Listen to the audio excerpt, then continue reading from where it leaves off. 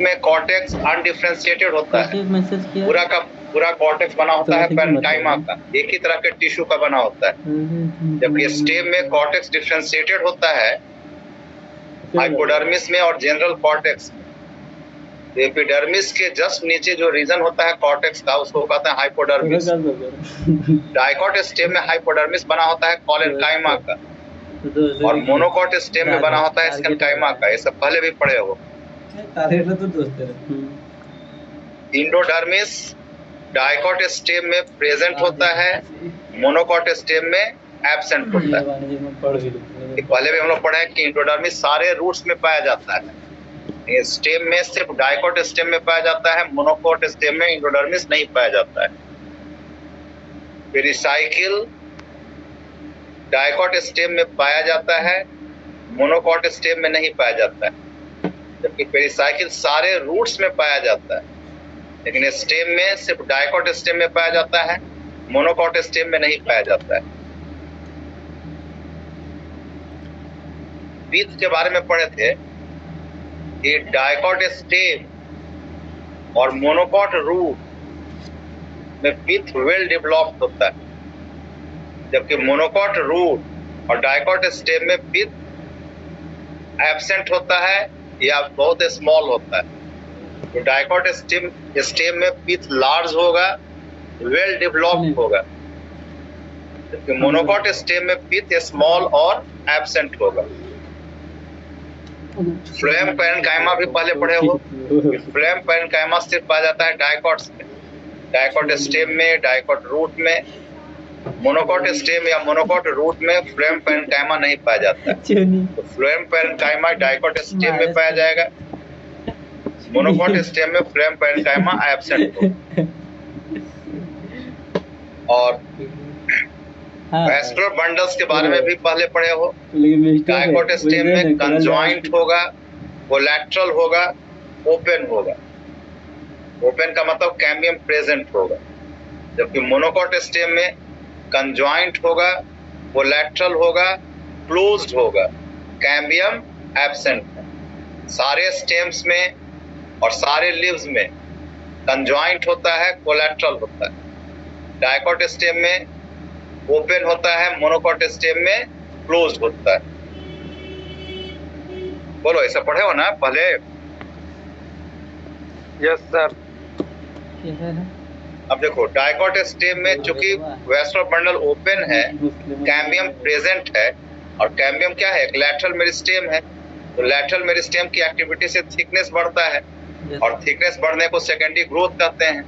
तो dicot stem में secondary growth होगा, मोनोकॉट स्टेम में चूंकि कैम्बियम नहीं है इसलिए सेकेंडरी ग्रोथ नहीं हो।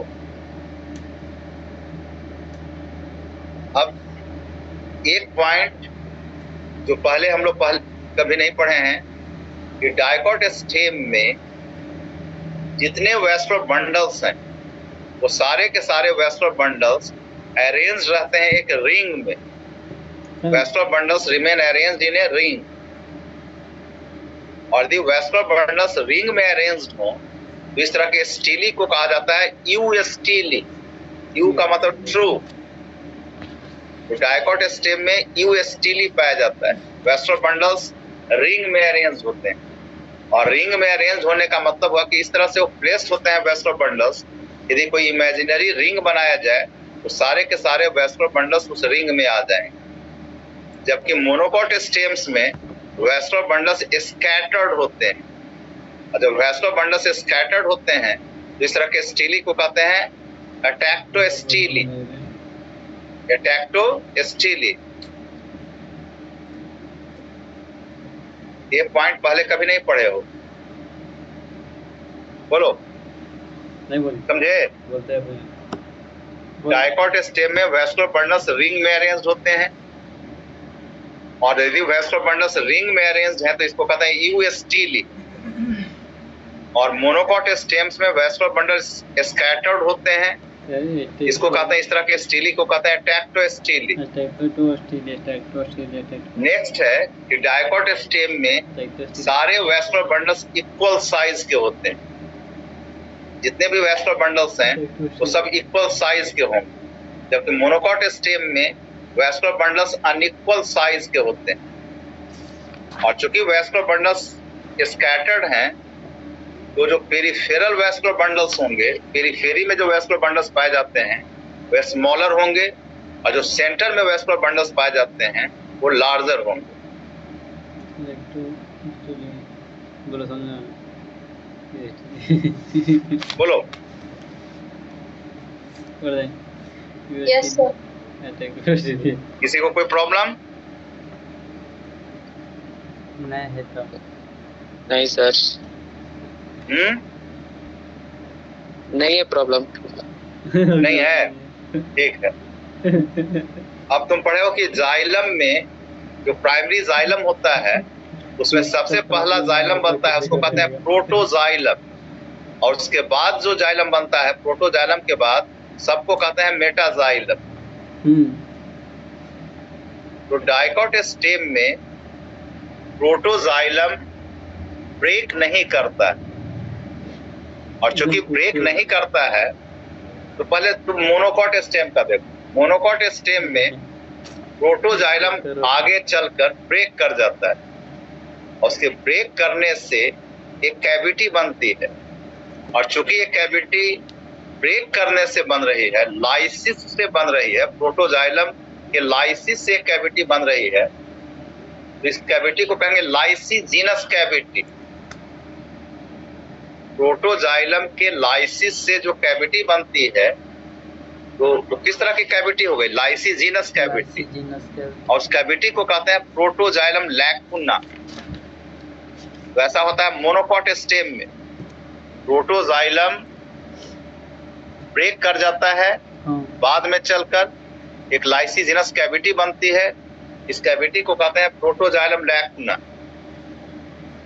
जबकि डाइकॉट स्टेम में प्रोटोजाइलम ब्रेक नहीं करता है, इसलिए इस तरह की कोई कैविटी नहीं बनती है, तो प्रोटोजाइलम लैकुना एब्सेंट होता है। Lacuna absent.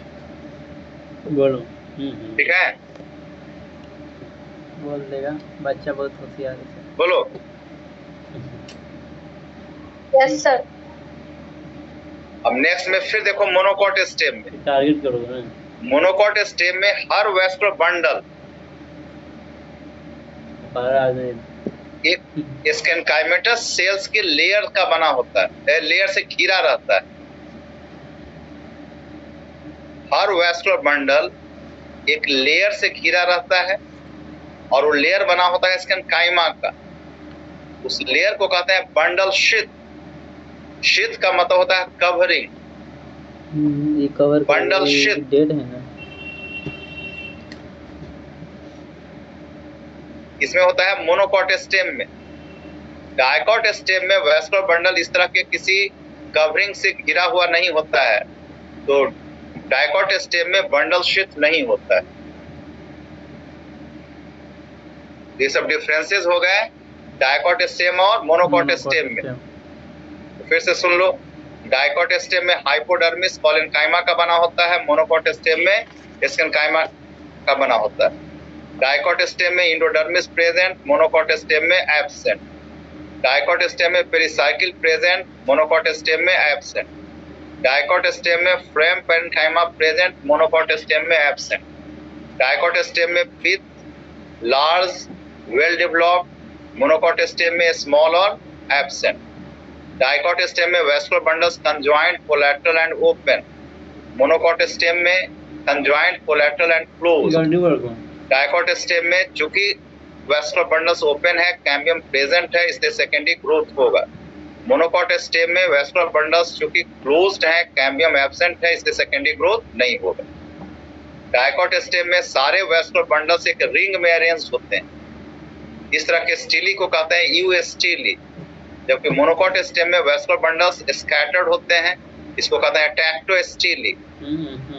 डाइकॉट स्टेम में सारे वैस्कुलर बंडल्स इक्वल साइज के होते हैं, जबकि मोनोकॉट स्टेम में वैस्कुलर बंडल्स अनइक्वल साइज के होते हैं। जो पेरिफेरी में पाए जाते हैं वो स्मॉलर होते हैं, और जो सेंटर में पाए जाते हैं वो लार्जर होते हैं। मोनोकॉट स्टेम में प्रोटोजाइलम बाद में ब्रेक कर जाता है, उसके ब्रेक करने से एक लाइसिजीनस कैविटी बनती है जिसको कहा जाता है प्रोटोजाइलम लैकुना। डायकॉट स्टेम में प्रोटोजाइलम ब्रेक नहीं करता है, इसलिए इस तरह की कोई कैविटी नहीं बनती। मोनोकॉट स्टेम में हर वैस्कुलर बंडल एक लेयर स्केनकाइमेटस लेयर से घिरा रहता है, which is called bundle sheath. Dicot stem में वैस्कुलर बंडल के चारों तरफ इस तरह का कोई लेयर नहीं होता है, बंडल शीथ एब्सेंट होता है। ठीक है। अब देखो लीफ में दो तरह का लीफ होता है, एक डॉर्सिवेंट्रल, दो तरह का लीफ होता है। एक को कहते हैं डॉर्सिवेंट्रल लीफ और दूसरे को कहते हैं आइसोबाइलेटरल लीफ।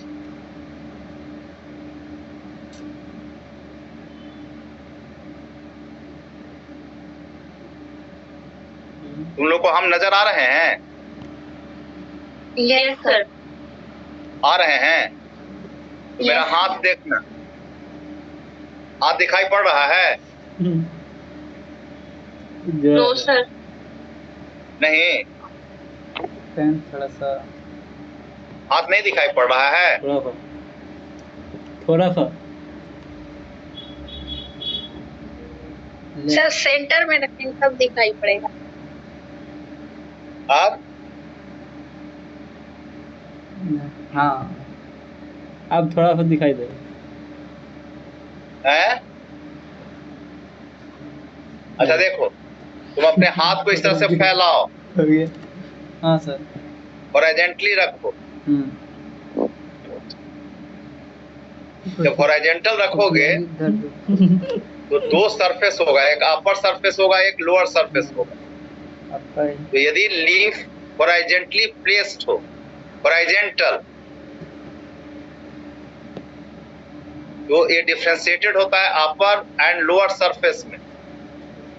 इस तरह के लीफ को कहते हैं dorsiventral. Dorsiventral leaf is horizontally placed with differentiation into upper and lower surface. Leaf इस तरह से है, हॉरिजॉन्टली प्लेस्ड है, तो दो सरफेसेस में बटा होगा, upper surface and lower surface. तो इस तरह के लीफ को कहते हैं डॉर्सिवेंट्रल लीफ।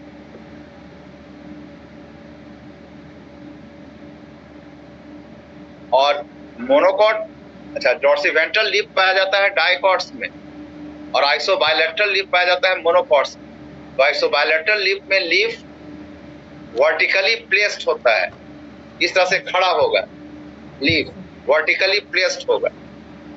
जब वर्टिकली प्लेस्ड होगा तो अपर और लोअर सरफेस में डिफरेंशिएटेड नहीं होगा। ठीक है? Yes sir. बोलो। डॉर्सिवेंट्रल लीफ में हॉरिजॉन्टली होगा, लीफ डिफरेंशिएटेड होगा upper surface and lower surface.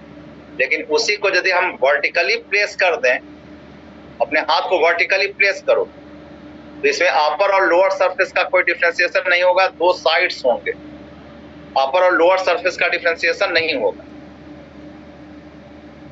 अब जो अपर सरफेस है लीफ का, उसी को एडैक्सियल सरफेस कहते हैं या वेंट्रल सरफेस कहते हैं। अपर सरफेस को एडैक्सियल या वेंट्रल सरफेस कहते हैं और जो लोअर सरफेस है उसको अबैक्सियल और डॉर्सल सरफेस कहते हैं। अपर सरफेस को एडैक्सियल या वेंट्रल सरफेस कहते हैं और लोअर सरफेस को अबैक्सियल या डॉर्सल सरफेस कहते हैं। अब देखो, जब लीफ हॉरिजॉन्टली प्लेस्ड है तो अपर सरफेस को ज्यादा लाइट मिलेगा, मिलेगा ना? Yes sir. अरे हॉरिजॉन्टली प्लेस्ड है तो अपर सरफेस पे ज्यादा लाइट पड़ेगा लोअर सरफेस की तुलना में। तो नेक्स्ट पॉइंट है कि upper surface is more illuminated. More illuminated का मतलब ज्यादा उस पे लाइट पड़ेगा, जबकि जो आइसोबाइलेटरल लीफ है वो वर्टिकली प्लेस्ड है, तो दोनों साइड्स इक्वली इल्यूमिनेटेड होंगे। इस तरह से वर्टिकली प्लेस्ड है तो दोनों साइड्स इक्वली इल्यूमिनेटेड होंगे, मतलब दोनों सरफेस पे इक्वल अमाउंट में लाइट पड़ेगा। तीसरा है कि चूंकि डॉर्सिवेंट्रल लीफ की अपर सरफेस पे ज्यादा लाइट पड़ रहा है तो अपर सरफेस से वाटर का लॉस ज्यादा होगा। तो वाटर के लॉस को रोकने के लिए एपिडर्मिस के ऊपर क्यूटिकल होता है। तो चूंकि डॉर्सिवेंट्रल लीफ के अपर सरफेस पे ज्यादा लाइट पड़ रहा है तो अपर एपिडर्मिस के ऊपर जो क्यूटिकल होगा वो ज्यादा थिक होगा। तो cuticle on upper epidermis is more thick, जबकि आइसोबाइलेटरल लीफ में दोनों साइड्स पे इक्वल अमाउंट में लाइट पड़ रहा है तो दोनों एपिडर्मिस का क्यूटिकल इक्वली थिक होगा। ठीक है? Yes sir. ये सारा डिपेंड कर रहा है लीफ के पोजीशन पे। अब जब डॉर्सिवेंट्रल लीफ है तो उसके अपर सरफेस पे ज्यादा लाइट पड़ रहा है। तो यदि अपर एपिडर्मिस पे स्टोमाटा होंगे तो ट्रांसपिरेशन से वाटर का लॉस ज्यादा होगा। तो कोई भी प्लांट वाटर ज्यादा लूज करना नहीं चाहेगा और स्टोमाटा गैसेस एक्सचेंज के लिए होने ही है। तो डॉर्सिवेंट्रल लीफ में स्टोमाटा पाए जाते हैं या तो पूरी तरह या मेनली लोअर एपिडर्मिस में स्टोमाटा पाए जाते हैं। फिर से सुनो, डॉर्सिवेंट्रल लीफ के अपर सरफेस पे ज्यादा लाइट पड़ रहा है। यदि अपर एपिडर्मिस पे स्टोमाटा होंगे तो वाटर का लॉस ज्यादा होगा। तो अपर एपिडर्मिस पे या तो स्टोमाटा नहीं होंगे या बहुत कम होंगे। स्टोमाटा पाए जाते हैं लोअर एपिडर्मिस पे ताकि गैसेस एक्सचेंज भी हो जाए और वाटर का लॉस भी कम। लेकिन आइसोबाइलेटरल लीफ जो कि वर्टिकली प्लेस्ड है और दोनों साइड्स पे इक्वल अमाउंट में लाइट पड़ रहा है, इसलिए दोनों तरफ के एपिडर्मिस पे स्टोमाटा इक्वली पाए जाते हैं। लेकिन इसमें लोअर साइड में पड़ा है। ठीक है? लोअर साइड में नहीं पाया जा रहा है। ठीक है? Yes sir. अब लीफ का जो ग्राउंड टिश्यू है, ग्राउंड टिश्यू याद है, किसी भी ऑर्गन के एपिडर्मिस को हटा दो एपिडर्मिस को हटा और वैस्कुलर टिश्यूज को हटा दो, जो बच जाएगा उसको कहते हैं ग्राउंड टिश्यू। तो लीफ का जो ग्राउंड टिश्यू होता है उसको कहते हैं मीजोफिल। लीफ के ग्राउंड टिश्यू को कहते हैं मीजोफिल। तो डॉर्सिवेंट्रल लीफ में जो कि अपर सरफेस पे ज्यादा लाइट पड़ रहा है लोअर सरफेस की तुलना में, तो मीजोफिल डिफरेंशिएटेड होता है दो रीजन्स में। तो mesophyll ground tissue that is mesophyll is differentiated into two regions. एक रीजन को कहते हैं पैलिसेड पैरेन्काइमा। पैलिसेड पैरेन्काइमा ये लोअर एपिडर्मिस के नीचे होता है, adaxially placed at right angle to the upper epidermis. जो अपर एपिडर्मिस है उसके जस्ट नीचे होता है पैलिसेड पैरेन्काइमा और इसके सेल्स इलोंगेटेड होते हैं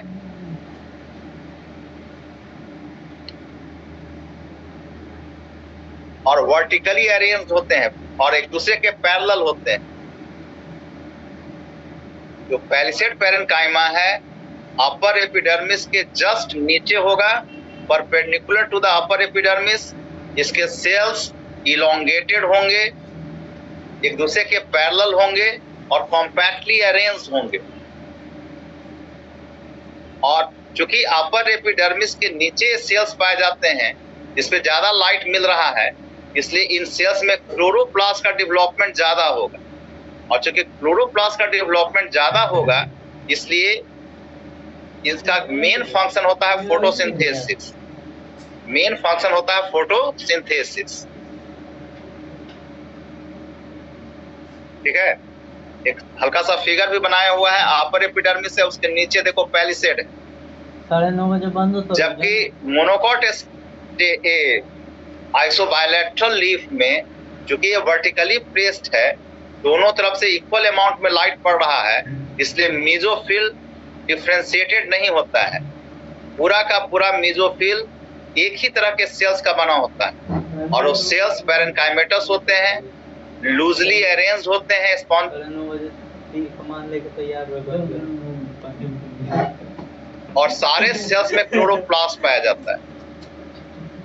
और सारे सेल्स का फंक्शन है फोटोसिंथेसिस एंड गैसेस एक्सचेंज। अच्छा, ये जो डॉर्सिवेंट्रल लीफ है दो रीजन्स में बटा हुआ है, एक तो पैलिसेड पैरेन्काइमा हुआ और दूसरे को कहते हैं spongy parenchyma. Spongy parenchyma, spongy parenchyma पाया जाएगा लोअर एपिडर्मिस और पैलिसेड के बीच में। सबसे ऊपर हो गया अपर एपिडर्मिस, उसके बाद हो गया पैलिसेड, उसके बाद स्पॉन्जी पैरेन्काइमा, उसके बाद लोअर एपिडर्मिस। तो स्पॉन्जी पैरेन्काइमा पाया जाता है लोअर एपिडर्मिस और पैलिसेड के बीच में पाया जाता है। और इसके सेल्स ओवल होते हैं, राउंड होते हैं या और लूजली अरेंज्ड होते हैं। और सेल्स लूजली अरेंज्ड हैं तो इंटरसेलुलर स्पेस होगा, एयर कैविटीज होंगे और इनके सेल्स में क्लोरोप्लास्ट की संख्या कम पाई जाती है। तो स्पॉन्जी पैरेन्काइमा का मेन फंक्शन है गैसियस एक्सचेंज। तो यहाँ पे डिवीजन ऑफ लेबर पाया जा रहा है। फिर से एक बार सुन लो, डॉर्सिवेंट्रल लीफ में जो ग्राउंड टिश्यू है जिसको मेसोफिल कहा जा रहा है वो दो रीजन्स में बटा होता है। एक रीजन को कहते हैं पैलिसेड पैरेन्काइमा, इसके सेल्स पाए जाते हैं at right angle to the upper epidermis. Upper epidermis के जस्ट नीचे होते हैं, परपेंडिकुलर। सेल्स इलोंगेटेड होते हैं, कॉम्पैक्टली अरेंज्ड होते हैं और रिच होते हैं क्लोरोप्लास्ट में। तो पैलिसेड का मेन फंक्शन होता है फोटोसिंथेसिस। दूसरा रीजन होता है स्पॉन्जी पैरेन्काइमा, इसके सेल्स स्पॉन्जी पैरेन्काइमा पैलिसेड और लोअर एपिडर्मिस के बीच में पाया जाता है। इसके सेल्स ओवल होते हैं या स्फेरिकल होते हैं, लूजली अरेंज्ड होते हैं और इनके सेल्स में क्लोरोप्लास्ट की संख्या कम होती है। तो इसका फंक्शन है गैसियस एक्सचेंज। तो डॉर्सिवेंट्रल लीफ में डिवीजन ऑफ लेबर पाया जा रहा है। एक रीजन है पैलिसेड जिसका मेन फंक्शन है फोटोसिंथेसिस और दूसरा रीजन है स्पॉन्जी पैरेन्काइमा जिसका फंक्शन है गैसियस एक्सचेंज। लेकिन आइसोबायलैटरल लीफ में क्योंकि दोनों तरफ से इक्वल अमाउंट में लाइट पड़ता है इसलिए मेसोफिल अनडिफरेंशिएटेड होता है।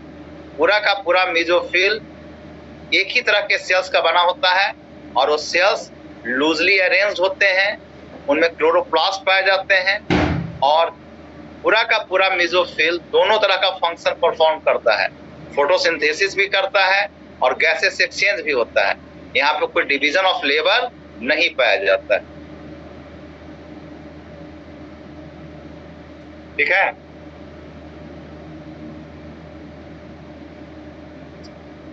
बोलो। Yes sir.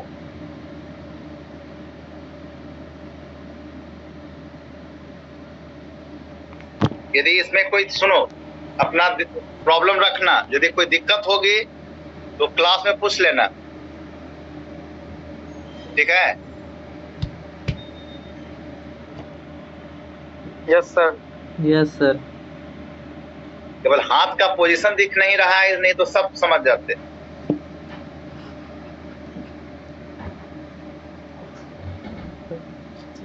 देखो डाइकॉट स्टेम में वैस्कुलर बंडल्स पाए जाते हैं वेन्स में और मिडरिब में। वेन समझते हो, मिडरिब समझते हो?